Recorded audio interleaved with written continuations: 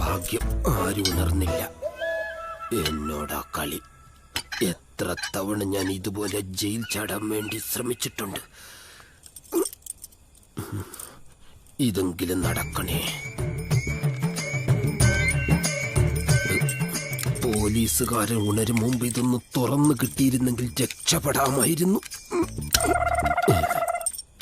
താക്കോലൊടിഞ്ഞു. എന്റെ പൊന്നു സാറേ, അല്പം ചട്ടം പിത്തറില്ലാതെ ഇവിടെ ജീവിക്കാൻ പറ്റത്തില്ല. ഗോപാലൻ തല്ലാറുണ്ട്, അതുപോലെ തിരിച്ചിഷ്ടം പോലെ കിട്ടാറുണ്ട്. നമ്മള് മാത്രം മര്യാദക്കാരെ ജീവിച്ചാലേ തല്ലുകൊണ്ട് തൂറി മെഴുകത്തേ ഉള്ളൂ. സാറേ